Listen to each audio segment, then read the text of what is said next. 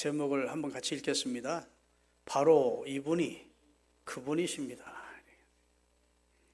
바로 이분이 그분이십니다. 제목입니다.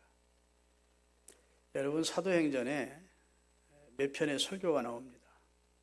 첫 번째는 사도행전 2장에 베드로의 설교가 나와요. 시종일관 예수님을 전합니다.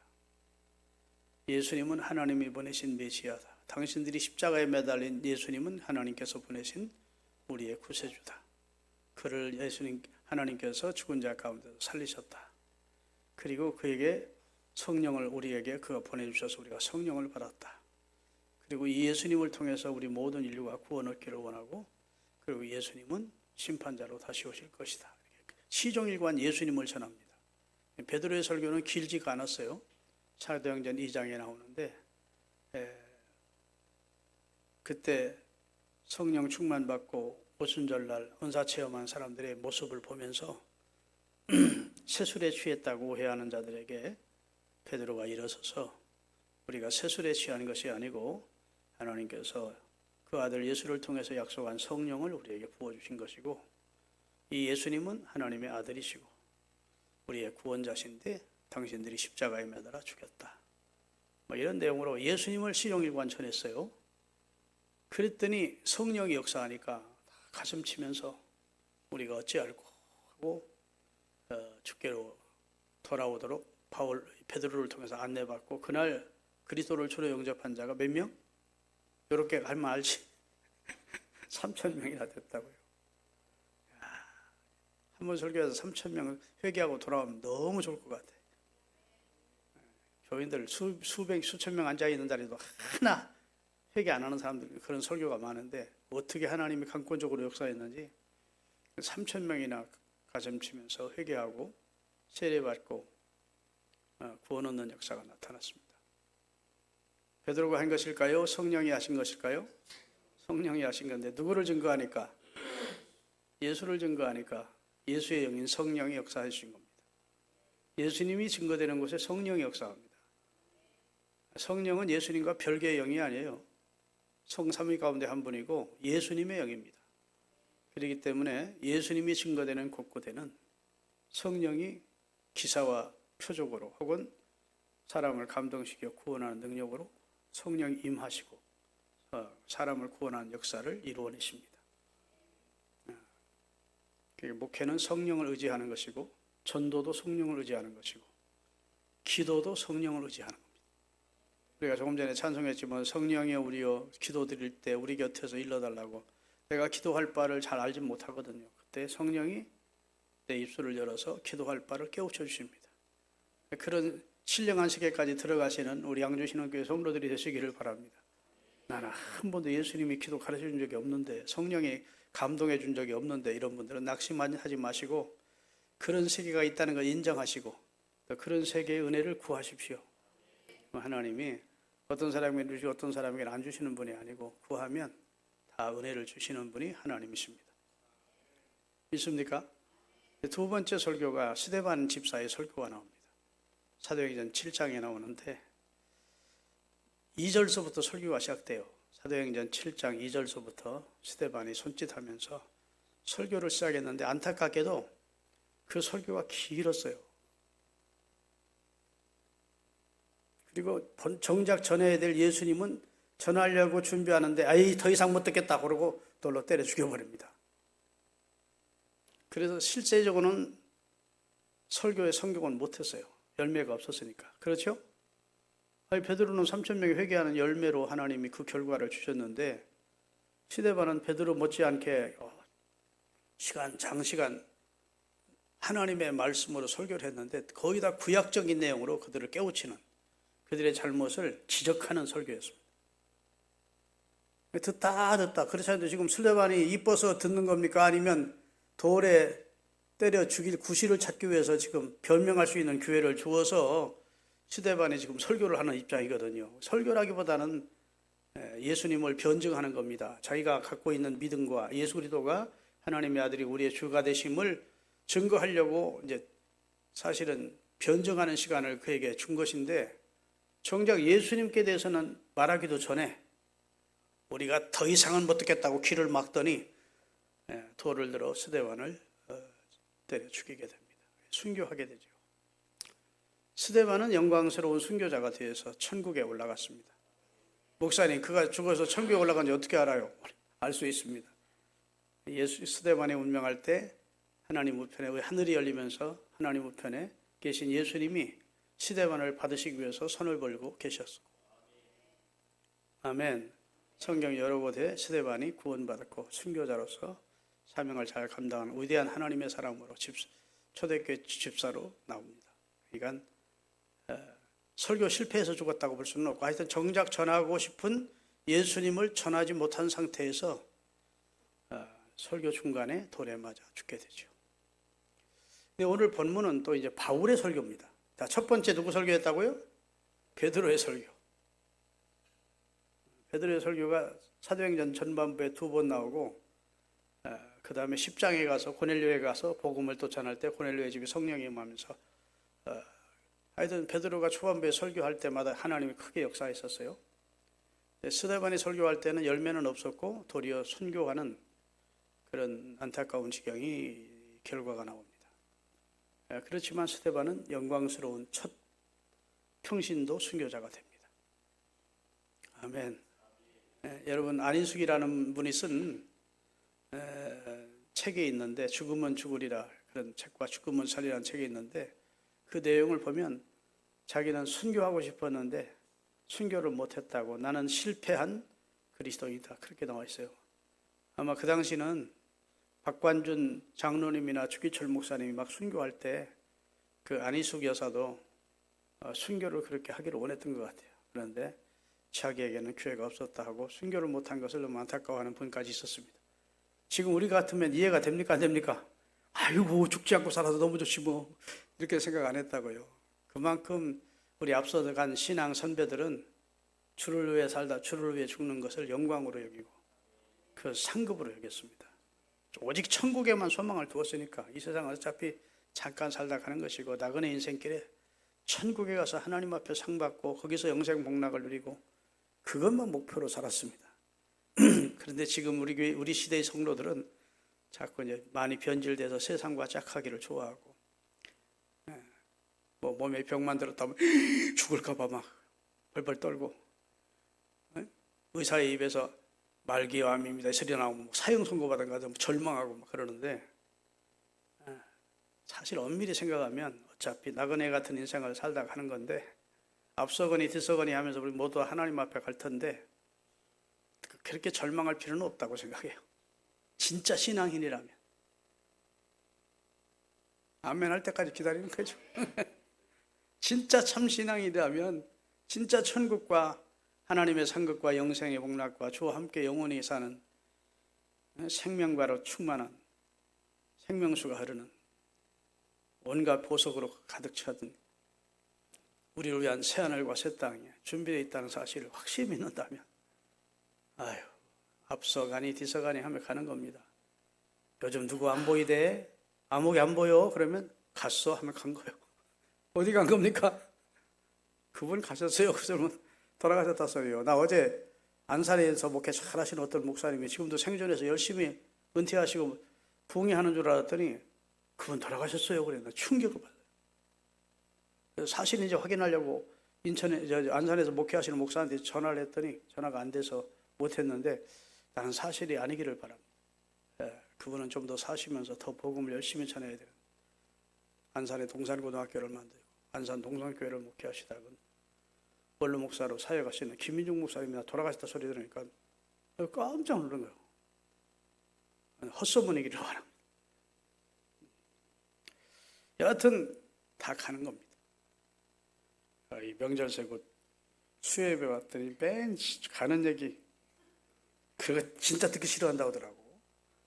우리 이영직 장로는 친구이면서도 제 친구인 세무사 우리 성도가 있어요. 우리 교회 가끔 한 번씩 나오는데, 아니 교회만 나오면 기분 나쁘게 우리 목사님 맨 죽는 얘기만 해. 벌벌 떨려. 막 진짜 그 사람은 이제 우울증 비슷한 게 있어가지고 뭐 죽는 얘기만 하면 그렇게 떨린대요. 그리고 한 주 내내 막 죽겠다는 거예요. 야, 그렇게 준비한 사람도 있구나. 죽음이 그렇게 두려운 사람도 있구나. 그런데 김철중 목사는 크게 두렵지 않은 게 내가 잘못됐는지 그 사람이 잘못했는지 몰라서. 여러분, 맡기고 삽시다.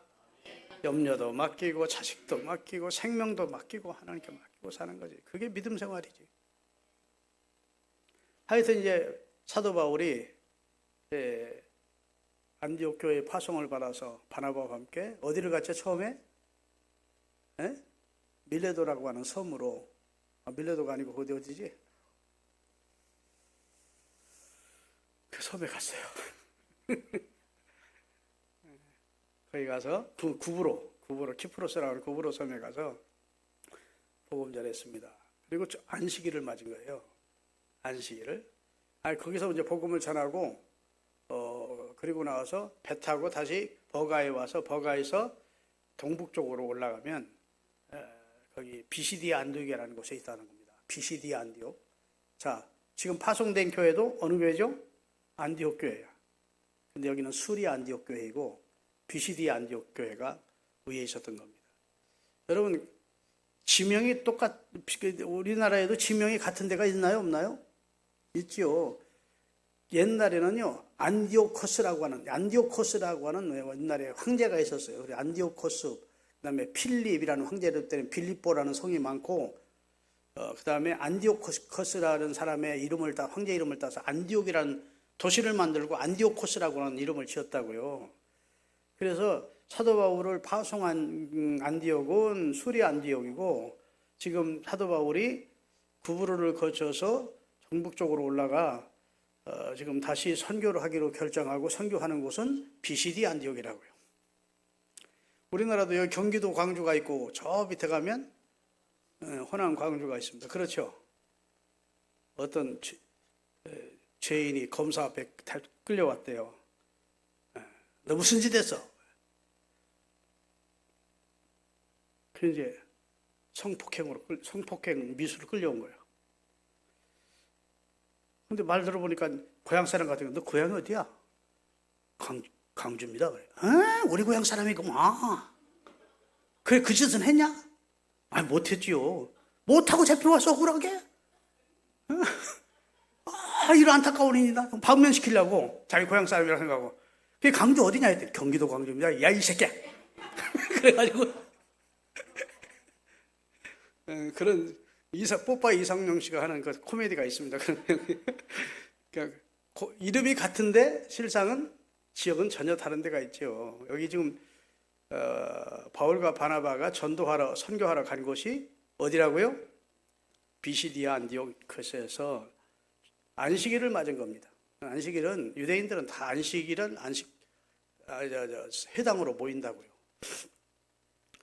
참 하나님께서 복음을 세계 만국에 편만하게 전하게 하기 위해서 기가 막힌 놀라운 준비를 하셨어요. 로마가 세계를 다 당시 점령하게 해서 세계를 다 하나로 만들었어. 여러분, 지금 백년 전, 200년 만으로 국경을 넘어간다는 건 거의 불가능입니다. 다 나라마다 폐쇄 정책을 써가지고. 복음이 아마 그런 시대에 복음이 주어졌더라면 전 세계에 복음 전하기가 힘들었을 거예요. 근데 로마가 세계를 다 통일해 놓고 모든 길은 로마로 통한다고 할 만큼 하나님이 복음 전하는 좋은 환경을 만들어 놓은 거예요. 아멘. 그리고 모든 사람들이 헬라어를 쓸 수 있도록 언어로 거의 통화를 만들어 놨어. 믿습니까? 그리고 복음을 전하는 가장 좋은 장소인 안식일 날 유대인들은 다 회당에 모이게끔 곳곳에 회당이 섰었어요.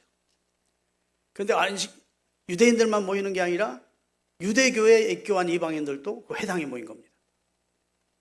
그리고 설교를 회당장이 할 수 있는 게 아니고 유대인 나라는 은혜 받은 사람이 자원에서 나와서 성경 회당장에 갖다 주면 성경을 펴놓고 자기가 받은 감동을 교인들한테 이야기를 하는 겁니다. 그 회당에 모인 사람들 앞에. 아멘. 그래서 유대인들은 12살 될 때까지 성경에 아주 박사가 되도록 만듭니다. 그게 그 가정의 아버지가 말씀 맡은 자로서의 사명을 감당하는 거예요. 12살 딱 되면 이제 성경을 가르칠 수 있는 자격을 부여받았다고 해서 성인식을 해주면서 친척들이 모여서 지금도 미국에 있는 유대인들은 12살이 딱 되면 전 세계에 흩어져 있는 친척들이 다 모여서 성대하게 성인식을 해줍니다. 그 성인식이라는 건 성경을 이제 다 띈 거예요. 아멘 하세요? 어렸을 때 성경 배워놔야 성경이 진짜 제대로 암송도 되고 마음에 박히거든요. 나이 한 4, 50쯤 돼서 암송도 잘 안 되고 그때쯤은 점점 나이 들수록 이제 성경 들어도 잊어버리고 그러는데 어렸을 때 성경 가르친다는 것을 하나님이 아셔서 신명기 6장에 보면 너는 내 자식들에게 부지런히 성경을 집에 앉았을 때든지 누웠을 때 길을 행할 때든지 일어날 때에 대한 성경을 가르쳐. 아멘. 너부터 하나님을 사랑하고 그다음에 하나님의 말씀을 너도 마음에 새기고 내 자식들에게 부지런히 가르쳐. 그렇게 명령을 내렸다고요. 그게 이제 이스라엘의 부모는 하나님이 주신 기업인 자식에게 성경을 가르치는 것이 부모의 의무예요. 그게 말씀 맡은 자의 사명이야.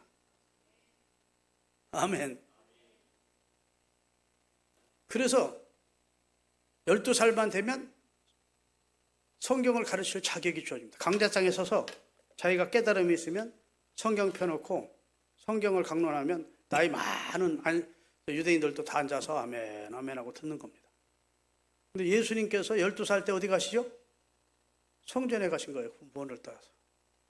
그리고 성경에 들어가서 절기를 지내고 그 성경 박사들과 성경을 토론했다는 얘기 나와요. 그런 말씀 나와요, 안 나와요? 예수님이 공생애를 시작하면서 고향에 가셨을 때 회당으로 가십니다. 그리고 단에 서십니다. 그리고 회당장에게 성경을 갖다 줄 것을 부탁합니다. 회당장은 회장을 맡아 관리하는 사람이에요. 우리 옆에 성경 창고가 있어요. 성경을 보관하는 곳. 성경이 이렇게 지금처럼 인쇄술이 발달해서 이렇게 좁질 않고 파피루스나 그 다음에 가죽으로 쓰여져서 성경이 부피가 크거든요.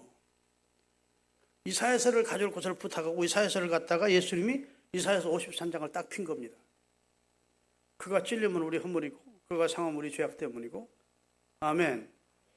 그 다음에 누가복음 4장에 나오는 주의 성령이 내게 임하셨으니 가난한 자들에게 복음을 전가하게 하시려고 이런 내용이 나와요. 거기를 예수님이 읽으신 겁니다. 그리고 예수님이 거기 모인 안식일에 모인 사람들에게 이 말씀이 나를 통해서 응해졌다. 아멘. 그랬더니 고향 사람들이 그 말을 이해를 못하고 이거 요셉의 아들이 지가 하나님의 아들이었어요 뭐야 하고 거기서 예수님이 박해를 받으시고 거기서 나오십니다. 그러나 예수님이 거기서 단에 섰을 때 예수님을 거부하는 사람이 하나도 없었어요. 그가 예수님이 전한 내용이 그들에게 걸림이 돼서 예수님에게 이제 반기를 드렸지. 그당 이스라엘 문화가 자체가 그렇다고 종교 문화가. 근데 오늘 본문도 비시디아 안디옥의 회당에 바나바와 바울이 성전에 간 겁니다. 회당에. 한번 읽어볼게요. 다시. 오늘 본문 사도행전 13장 12절서부터 13절서부터 시작.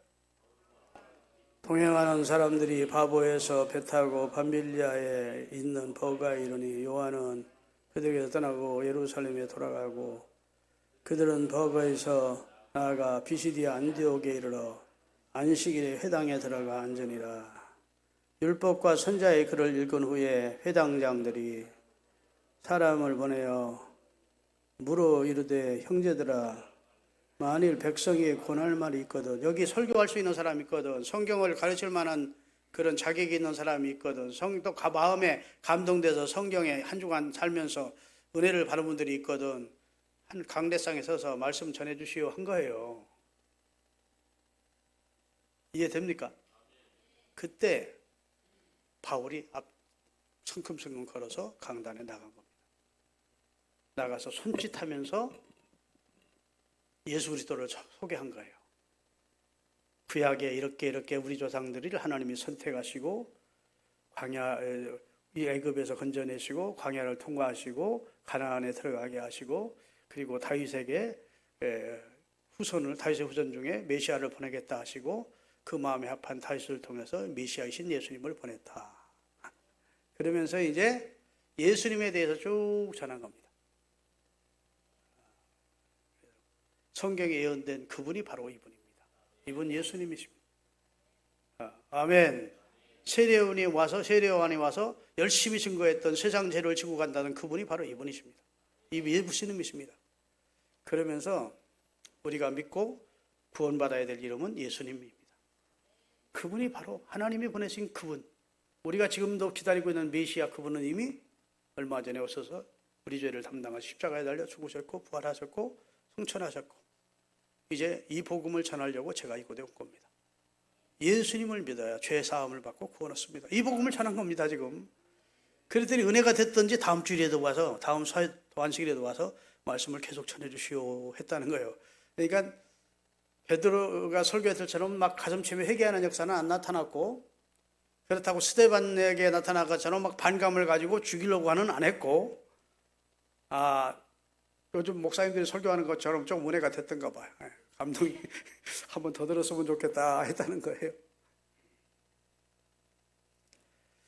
여러분, 우리나라의 세종대왕시에 우의정과 좌의정을 지냈던 정승이 한 분 계신데, 맹사성이라는 분이 있습니다. 들어보셨죠? 맹사성이라고. 그분은 충청도 온양분이십니다. 고려 말에 문과에 급제해서, 그리고 이제 조선이 시작되면서 말년에 우의정, 좌의정을 지낸, 그래서 청렴한 그런 분으로, 또 공명정대한 분으로 조선 사람들에게 존경을 받던 분입니다. 그분이 고향 온양에 잠시 다니러 온다는 소식을 고향 사람들이 듣게 된 겁니다.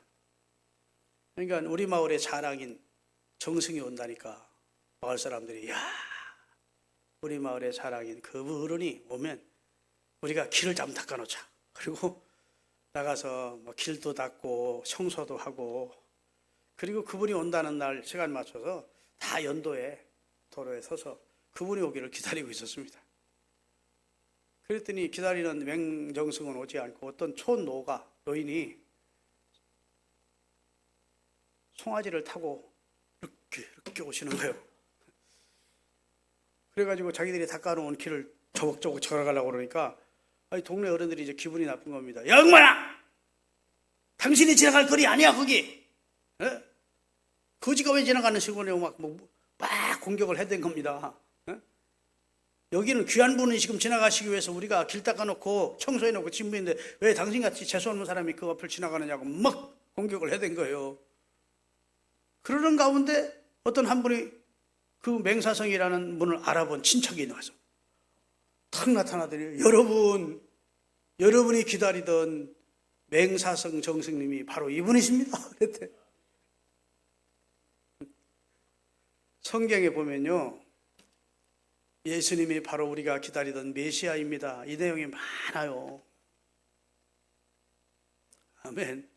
오늘도 그 얘기를 하고 있는 겁니다. 예수님이 오실 때 막 위풍당당하게 영웅호걸처럼 오셨으라면 아마 많은 사람이 예수님 알아봤을 텐데, 예수님은 그렇게 오시질 않고 이사야 53장에 보니까 그는 풍채도 없으시고 흠모할 만한 외모는 없었대. 그는 찔림을 받고 그 다음에 상처를 입고 매를 맞고 이런 모습이었대. 그래서 겉으로 볼 때는 흠모할 만한 것이 하나도 없었대요.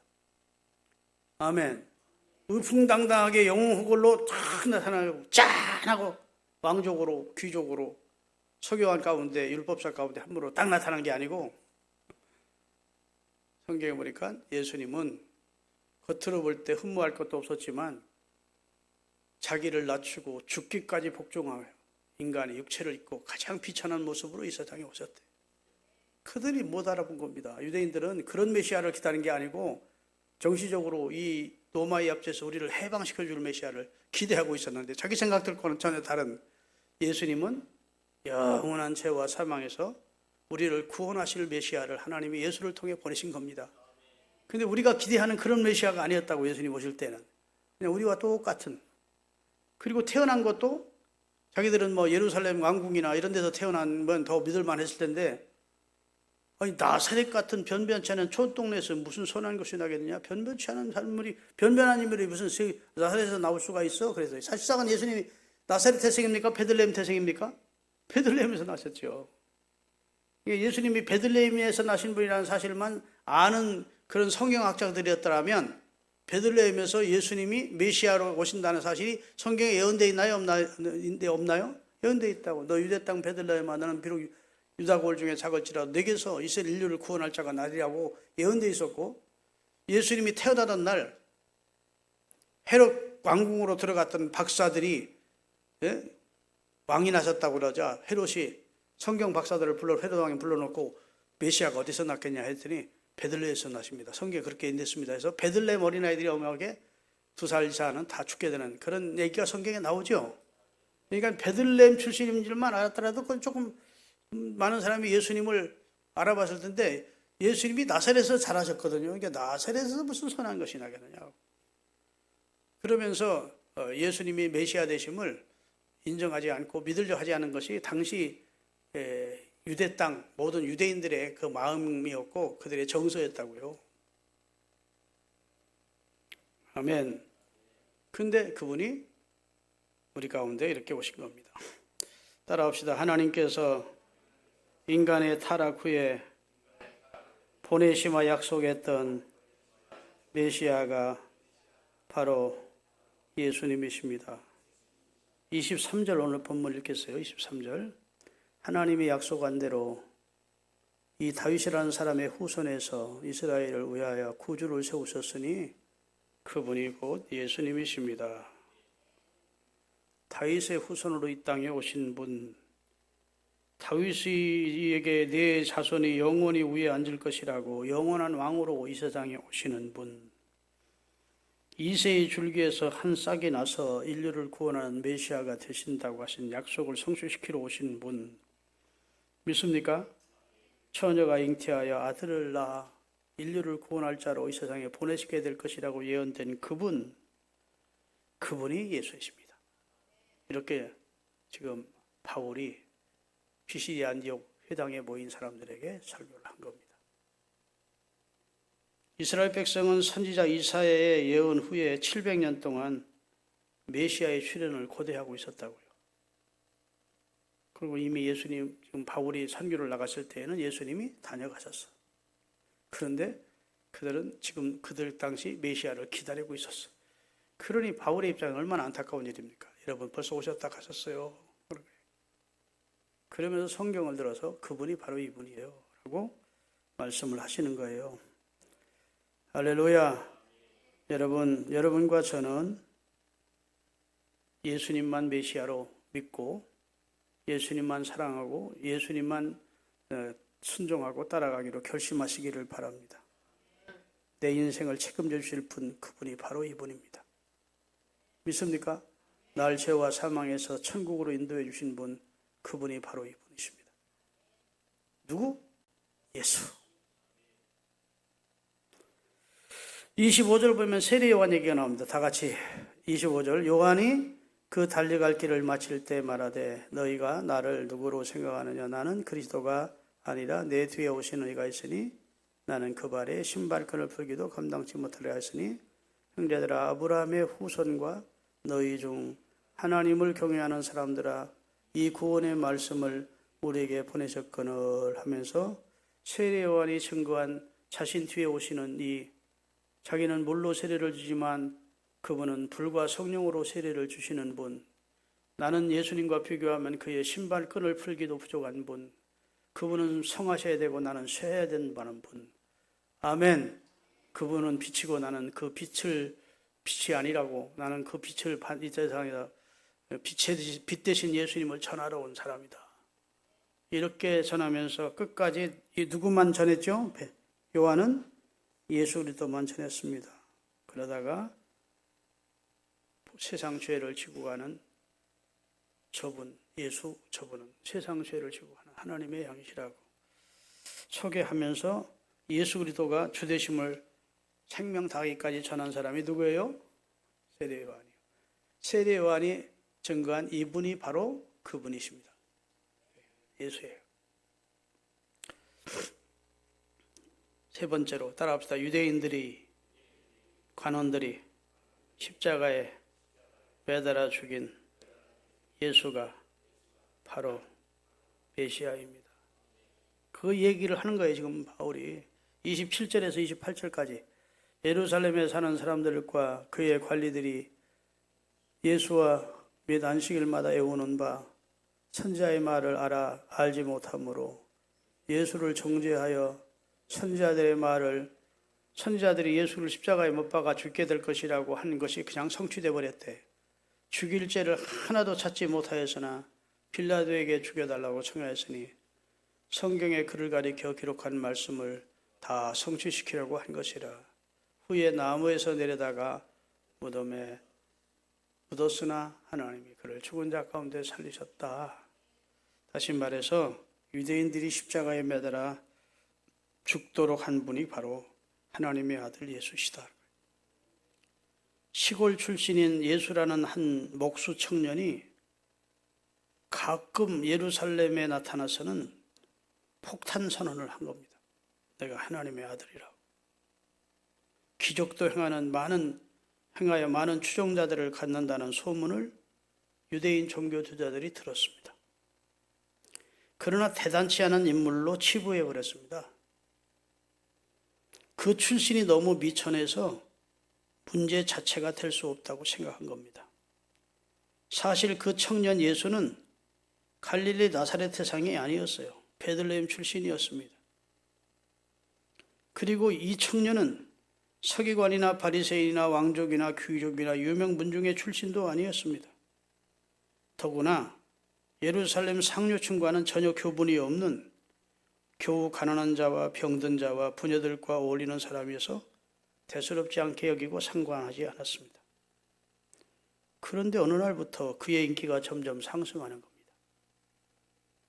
그리고 그가 하나님의 아들이고 메시아다. 그는 죽은 자를 살린다. 성경에 예언되어 있던 진짜 하나님이 보내신 구세주시다. 이렇게 믿고 따르는 사람들이 점점 많아지는 거예요. 그냥 대수롭지 않게 넘기려고 했던 유대 종교 지도자들이 자기 종교인 유대교회에 위협을 당하는 상황이 됐습니다. 안 되겠다. 죽여야 되겠다. 그리고 거짓 증인을 세워놓고 빌라도에게 간청해서 결국 십자가형을 허락받아 예수를 십자가에 매달아 죽였습니다. 그런데 그렇게 될 것이라고 성경은 미리 예언되어 있고 예수님도 자기의 마지막을 정확하게 말씀했습니다. 내가 유대인들에게 예루살렘을 잡혀서 이방인에게 넘겨지게 될 것이고 그들은 나를 채찍질한 후에 나를 십자가에 매달아 죽게 될 것이고 그리고 3일 만에 내가 살아날 것이다. 아멘. 정확히 이루어지지 않은 미래 사건인데 정확하게 예수님은 자신이 어떤 행로와 일정을 거쳐서 인류를 구원하는 역사를 이루시게 될지를 정확히 예언했어요. 너희들 가운데는 너희들은 다 나를 배신하고 흩어질 것이고 베드로 너는 나를 부인할 것이고 가룟 유다 너는 나를 팔 것이고 다 이루어졌어요. 그 하신 말씀대로 된 것이에요. 아멘. 그러니까 예수님은 무능해서 권세가 없어서 그래서 십자가를 진 것이 아니라는 사실을 성경은 계속 강조하는 겁니다. 말씀하신 대로 인류 구원을 위해서 자기 생명을 주신 겁니다. 생명은 생명으로만 구속할 수 있게. 믿습니까?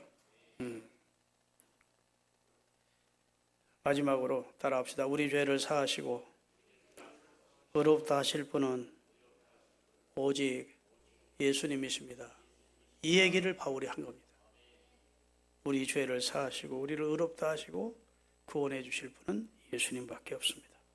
38절 39절 읽겠습니다. 다 같이 그러므로 형제들아 너희가 알 것은 이 사람을 힘입어 죄사함을 너희에게 전하는 것이며 또 모세의 율법으로 너희가 의롭다 하심을 얻지 못하던 모든 일에도 이 사람을 힘입어 믿는 자마다 의롭다 하심을 얻는 거야. 율법 가지고 안 돼. 그 말이에요.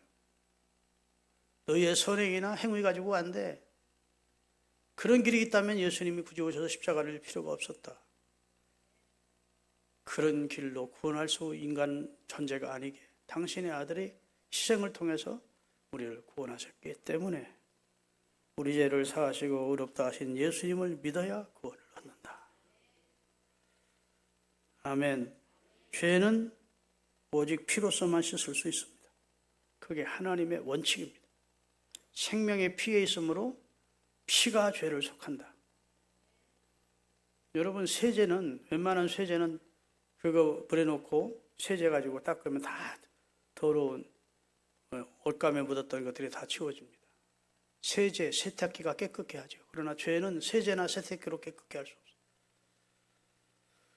죄는 생명은 생명으로 갚아야 되는데 대신 죽는 생명이 필요합니다. 그래서 구약 때는 예표로 짐승이 양이 죽어서 한시적으로 영원한 속죄를 이룬 게 아니고 한시적으로 속죄를 이루고 1년간 예수님은 당신이 흠없는 피로 전 인류를 위하여 영원한 속죄를 십자가에서 이루어 주셨다는 겁니다.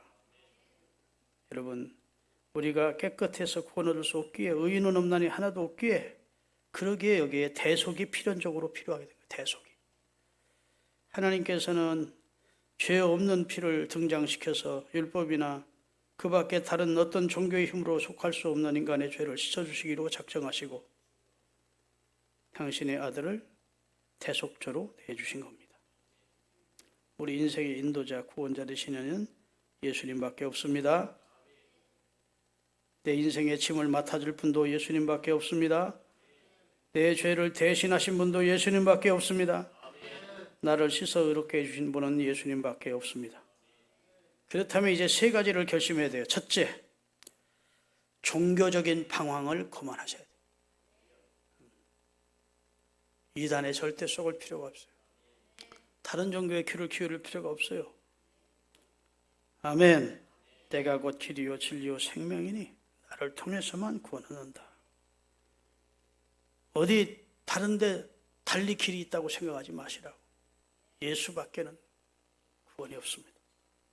두 번째, 따라합시다. 확실하게 예수 그리스도를 내 구주로 받아들이라. 우리 어머니가 믿는 예수님, 우리 아버지가 믿던 예수님, 이렇게 하면 안 돼요. 내 구주로 영접하는, 영접이라는 것은 문을 활짝 열고 어서 오세요 하고 영접하는 겁니다. 예수님, 내 마음을 열었습니다. 이제 내 주인으로 오세요 하고 마음의 첫 자리를 예수님께 딱 내드리라고.